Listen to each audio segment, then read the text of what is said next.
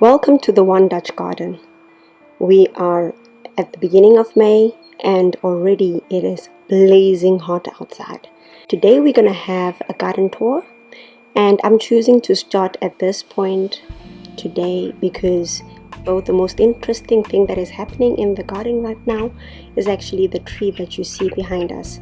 They bloom yellow in the spring and provide such a beautiful color. And now I'm seeing that they are changing their leaves to become green. So I didn't want us to miss that. I wanted to capture it right before they turn green all the way to show you how the garden looks with such a beautiful splash of color. So I'm starting at the back garden today and I'm showing you what I have growing. I have removed the ornamental grasses that were here. I've placed some compost and also have placed some wood chips. So in this part over here I don't have much growing, and I did put my old mushroom seedlings, better yet mushroom spores, in here, but we'll see if they come up, and if they don't come up I'm also okay with that because I was not really planning to plant mushrooms over here. But what I am planting in this pot, I have placed, currently there's 4 trellises. I'm thinking of placing 2 more, but I think maybe this part of the garden might be too shaded, especially when the big tree that's right over here actually gets more leaves on it. So we have a yellow melon that will be coming up. I now see that actually I need to replenish the melon plant, and that it is growing very slow and not able to grow as fast as I had expected. This might be because it is in dappled shade currently, but I would like it to grow much faster than what I'm seeing. So these watermelons were started, the seedlings were started in trays and then I transplanted them. It's been a few weeks since I transplanted them, so that's why I'm expecting to see a bit more growth, but I'm not seeing it. So I think some improvement has to be done, or I have to start new seedlings, which would be a bit of a disappointment, but I would do it because I genuinely want to eat melons. And then coming on to this side, we have another sort of melon. This one is it's a melon but not a watermelon. So what I'm actually noticing is that they need a lot of water. Maybe they're not getting enough water here. I thought that the earth would be protected. Yeah, there is enough water. It is cool down there, so I don't get it. I see this one died of heat. This one right over here. And this one as well, it dried off. Can you see that little plant? Yeah, I just got my finger all dirty with the soil, but that's what happens.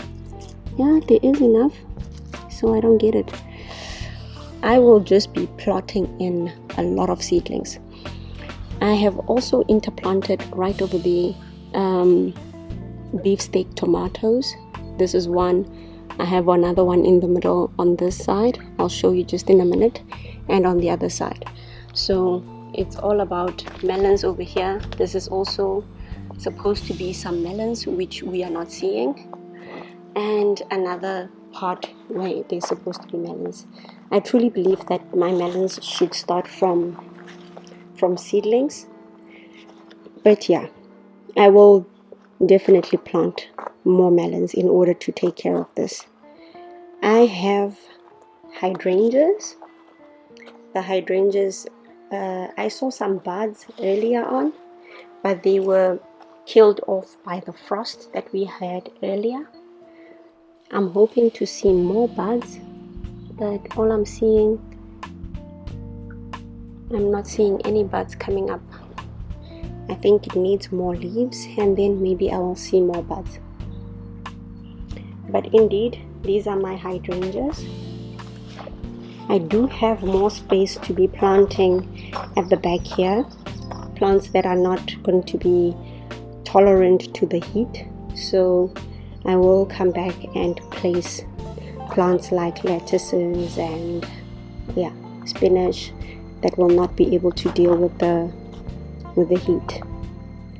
Over here we have the snail. It has moved to a different part of the garden. What you see with the pond is that we're really struggling to improve the pond, and the grasses have grown. These grasses were really short the last time that I was showing the video, that I was doing a garden tour, and we have tried to remedy the situation of the pond by placing way more plants, and the lilies that we used to have in the prior year have started to shoot up. So we have a lot more lilies. We also have a lot more fishes. You might not see them really, but there's a lot more fishes. There's a lot more baby fishes. We even have a frog that lives right by the grasses over there, and it also likes floating on the floater that we have over there. But yeah, there seems to be a lot of matter that is in the pond, so we're kind of fighting off and trying to feed the plants with the organic matter that is in the pond, so that we don't have to put chemicals into the pond. I like this tree. You might not see it on camera, but the smaller leaves that are developing are actually red, and then as they become bigger, they become green. So they provide such a contrast to my garden, which is currently all green and yellow, as you see over there.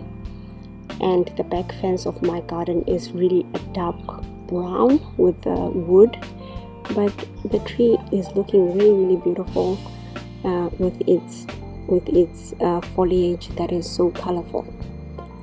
One thing about this tree is that it is really pollutant to the pond down here. It drops leaves during autumn, and now during spring it's dropping its seedlings into the pond, and it's contributing to the vast amount of matter that we have in here. So before we move on to the rest of the garden, I wanted to show you the latest addition to the garden, our relaxing area where we chill and we enjoy our afternoons or lunches if we're working from home. With regards to the pots that we have over here, we started off planting lilies. This is an allium. It blooms purple. It's currently forming its bloom right over here. I didn't want to take off all of the lavenders from last year, so this is lavender. It smells wonderful on my fingers, and I've also planted some French thyme, and that is what you see over here. It also is very, very, very, very fragrant. So that's what I have in here, and I want to keep it as such. I don't want to put flowers in here, but the next two pots are with flowers. So with these flowers, this one is another allium. It's supposed to also get a purple bud, but I'll show you pictures of these tulips that we had. They were really beautiful during the spring, the early spring, but now they're getting too much sun. I've already deadheaded them so that they send all the nutrients down to the bottom in order to form a bigger bulb for next year. And I've also put in some bulbs around. You can see that video, and I'm waiting for the bulbs to come up. They are more of a summer bulb, so I'm expecting them in June and July. Right now I also have these daisies that are really beautiful and adding a bit of color that is very much needed currently, because the bulbs are dead and they are just forming their nutrients for the following year. So both of these are available right in front of our window. What keeps me working with these is the deadheading. Each time I notice that there's a dead head, I have to come and cut it off. You can see some of the dead heads that I have already cut off. I just leave them in the flower pot to just help give nutrients to the flowers. And already you can see the new little plants forming. They are very, very small, but you can see them forming because each time I deadhead, because then it stops the flower from forming seeds and keeps the flower in production with flowers. From this view, this is how the sitting area looks like.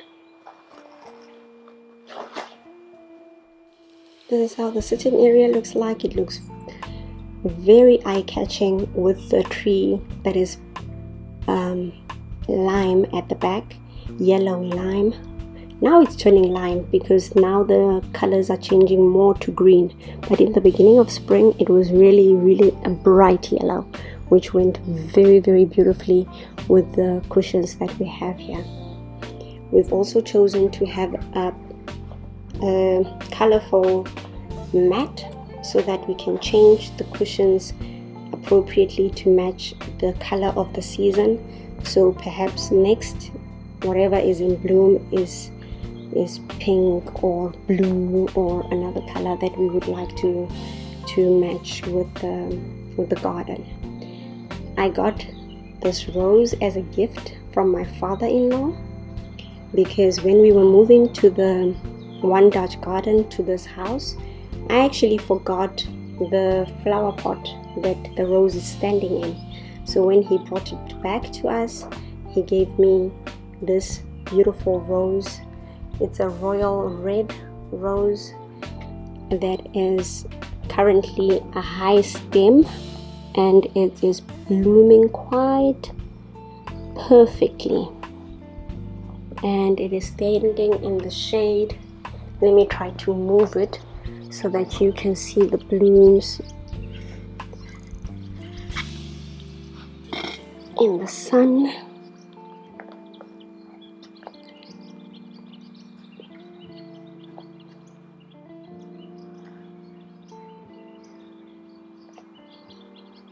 Yeah, so that is the rose. Moving on, I am gonna go to that corner before coming to this part of the garden. In this corner we have this beautiful tree. It has just started blooming. It is currently, the leaves are blooming in a bit of red with green foliage. So hints of red, dark brown kind of color with green foliage.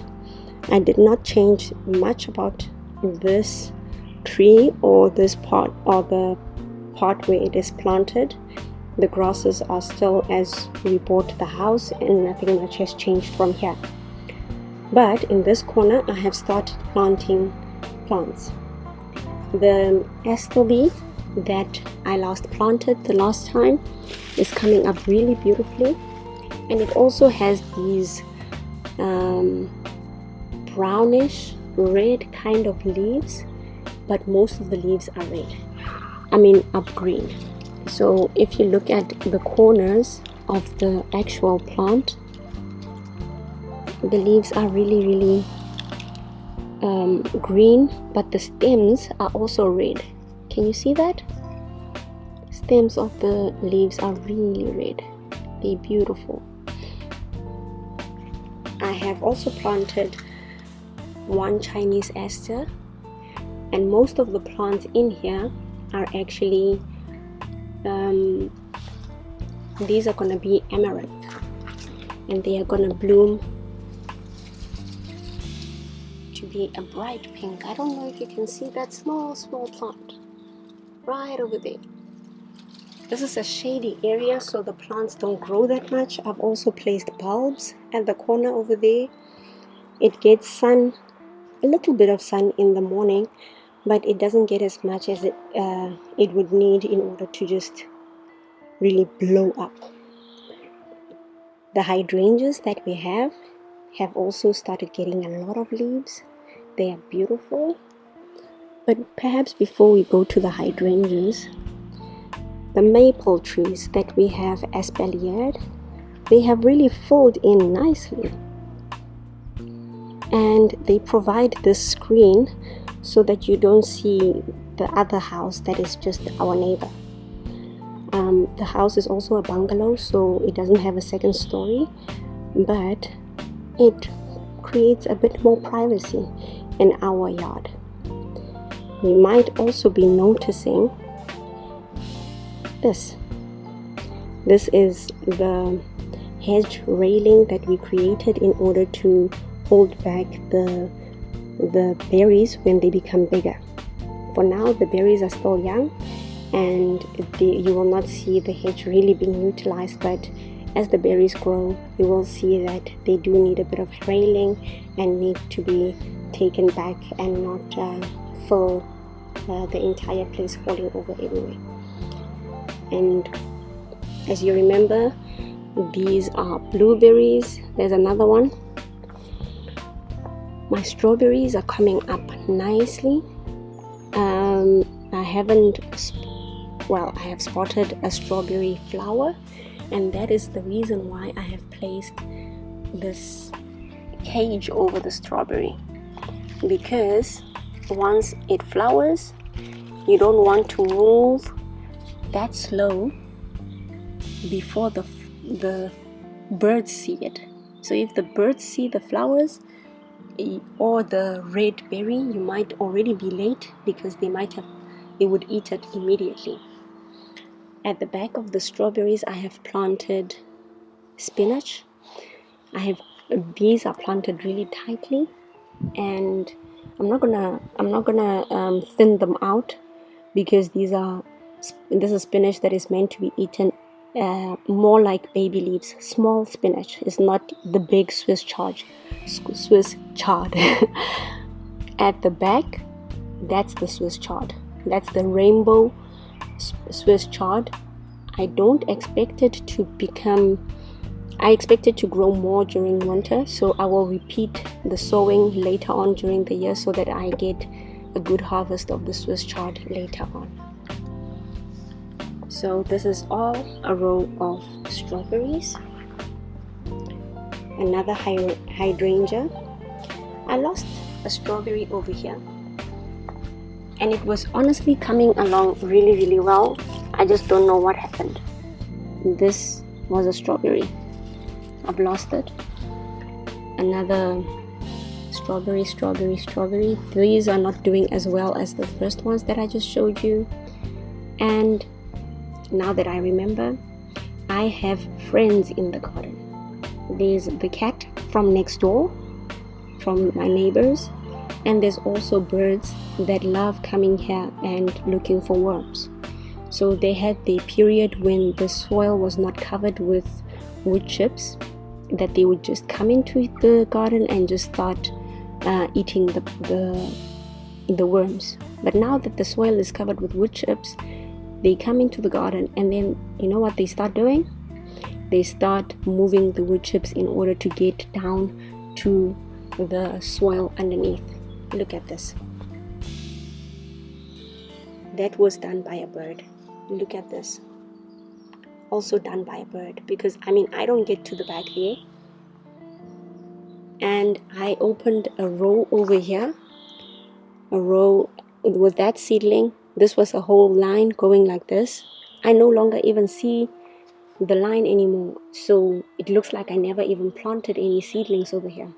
And I also suspect that they are eating my seedlings immediately after I plant them. My seeds, they come here and eat the seeds, and also actually take out the seedlings once they start growing. So I want to grow my seedlings more in trays. That could be quite expensive, to be honest, because then you keep buying potting soil and all of that. But I think that's the best way. If I want to eat anything from my garden, I need to plant more, start more seedlings in trays. Over here we have the blackberries and the blackcurrants. They are doing really beautifully. I come out each day and check if they are flowering and remove those flowers because I want them to form roots, and then next year they would be ready for me to start harvesting fruit from them. I see a few seedlings that are coming up. Let's hope the birds haven't seen them because they're just gonna yank them out. And yeah, everywhere I see these holes. Over there as well, and right over here where a bird or the cat has moved the wood chips away so that it can get to the worms or whatever it's taking for. The cat, I don't know. I have more seedlings coming up. This is very exciting. These are actually gonna be my lettuces. I do see that they are being eaten by the birds. Lettuces are coming up, and I had a lot of broccoli, so I just planted the broccoli everywhere where I got a chance. The red currant and the yellow currant are also coming along really beautifully. And maybe I can give you a look of how this tree looks like from over here. Looks gorgeous. That's our terrace, our balcony, our outside sitting area. This is the pond. That's the corner area over there. And now coming back over here.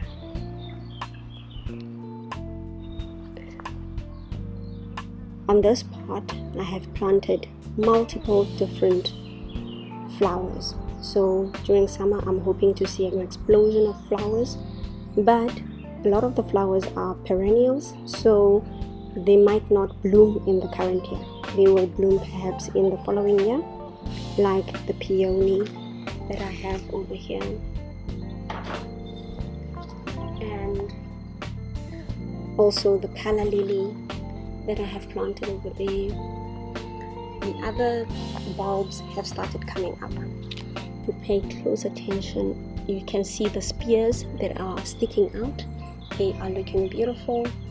This is actually Snapdragon, and I do hope that it survives. It looks quite yellow and it looks like it's getting too much sun. This is another Snapdragon. It's looking much healthier, and I do have also some Chinese Esther. This is a Chinese Esther, but also on the other end over there, I don't know if you can see it, is a Chinese Esther. We have a whole lot of different plants, and in between, every now and then, I have like a red kale growing, but not a lot of vegetables on this side of the garden. On this side of the garden, I have planted some seedlings, starting off with carrots, different types of carrots, radishes, beetroot, different types of beetroot, and I'm happy to see that there is some green popping off. For example, over here. I currently don't have a place to actually put my seedlings when I want them to be outside, so I'm rethinking of placing the two bins elsewhere, so that I can put a plant placings over here, which will make it easier for me to stack up the trays. For now, the trays are on the floor. They look to be doing okay. What do we have growing here? We have the indigo black rose, indigo black tomato, not the rose, the cherry tomatoes, which are pear-shaped and are yellow. I've already got in some kale, some broccoli, celery, and lettuce that I have actually already eaten some of. These lettuces have already fed me and my family. Yes, they're very, very small, so I did mix them with other lettuces along the back here because there's not a lot of space. I have parsley, basil, lemongrass, a lot of different types of herbs that are growing here. I also have peas coming up over there, and I have peppers that are growing in the blocks over here. I do think I need more vegetables. I expected to have planted more, but time flies by so fast that you never even notice. From this angle, this is how the plants are looking and how the garden is looking. This tree is absolutely beautiful. I'm now gonna go to the front garden. So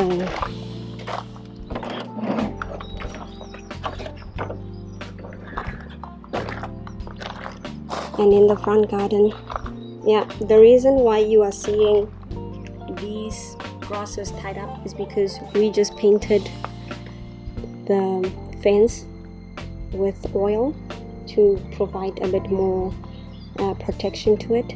In the front garden, I have this beautiful ornamental Japanese type tree, and I've already started planting lilies around in these beds. Nothing is showing yet, and I'm hopeful that something will come up, but I have to be realistic. Currently there's nothing. Excuse the car that's gonna pass. We're gonna hear a lot more noises from the front garden because it's in the front and we have a road right in front of us. You see not a lot, but some growth coming up because I did plant a few things, but there's not much to see in the front garden yet. I've planted asparagus, peonies, Chinese asters, artichokes, and snapdragons, calla lilies, a lot of different plants. I also have things like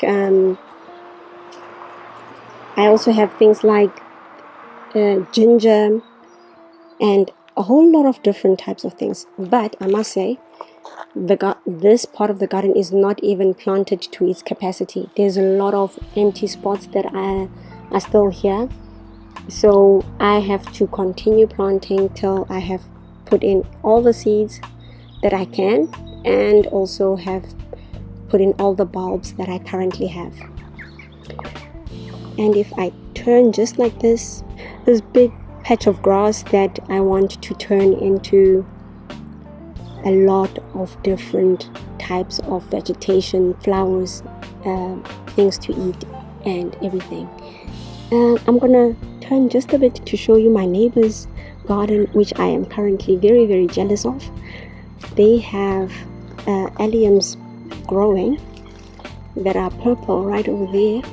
Theirs is already flowering. I think they already put them in during winter, so they just put them in during winter and forgot about them. But they're blooming very beautifully and they're attracting a lot of bees. I can see bees buzzing all around them. And in front, my front neighbor also has beautiful hedges that are already blooming with pinks and purples, and the grasses also have like these small little daisies that are just flowering everything. But yeah, that's the neighbors. We're back to the One Dutch garden. I have the African daylilies coming up. So these are perennials and they were there even last year.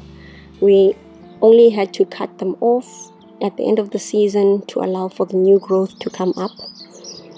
And we also have a majestic olive tree that is currently starting to give leaves, but the leaves are very tiny. Don't know if you can see them. This leaf over here, these are the beginnings of the leaves. The old leaves are kind of falling off, not all of them, but yeah, it doesn't have as many leaves as other trees that are currently starting off their leaves.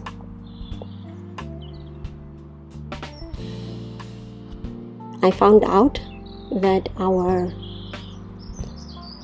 lawnmower needs to stay open because otherwise it bumps against the head of its covering and it's not able to come in and charge. So then every time I have to get it from wherever because it ran out of battery and put it back into its charging place. For me, that's a lot of work, and since we don't have a lot of rain in the Netherlands currently in May, I have let it stay open. It will not get damaged. The ornamental grasses that we cut off during the winter have started coming up. In the prior week, I did try to sow some flowers in between the ornamental grasses. I don't think they will come up in time for us to actually see the flowers, unless it's sunflowers and then they can rise above the ornamental grasses, because these ornamental grasses grow until about a meter high. So they're quite high and they shade out everything that is growing underneath it, and whatever grows would be either dead or not be able to survive not getting enough sunlight. So I hope that I did plant the seeds in time, and if not, yeah, I'm already planning to do something with this, hopefully in 2 years time or by next year. And that's the other ornamental grass patch that we have over here, and I'm gonna try to show you. This is the front yard, and there's a tree that I did not really talk about because yeah, the leaves have already started coming up. It forms these balls of fur looking things, and when they drop to the ground they are actually seeds, and next year I will definitely clean off these balls before the seeds open up like this. So if you leave them on the ground, they open up like this, and then I find this tree everywhere. The seedlings are everywhere. I'm currently just taking out the seedlings each time that I'm in the garden. I also wanted to show you the side garden. Well, the side patch. There's nothing growing there but weeds. But since I realized that I had not shown you this, you wouldn't be able also to relate. This is the side yard. My plan is to create a Japanese garden that would not require a lot of sunlight, because this doesn't get a lot of sun, but just to make it a visual attraction when I'm inside the house. That room is currently being used by my fiance as his study or his work from home office, and I also have a room that is looking out into this pot, so we both want to see something that is visually attractive. The front lawn that gets taken care of by the municipality, and they do something really funny. They cut the grass and then they leave the grass on top of the grass, and then nobody actually wants to be doing the front yard because everybody thinks that it's the municipality's area to do something, but it's not that much. And thank you for coming and viewing my garden in May. Hopefully next year I will have a lot more perennials planted that will really serve as the bedrock of this garden. But for now, thank you very much for tuning in. Please subscribe and like my video, and I'll see you on the next video.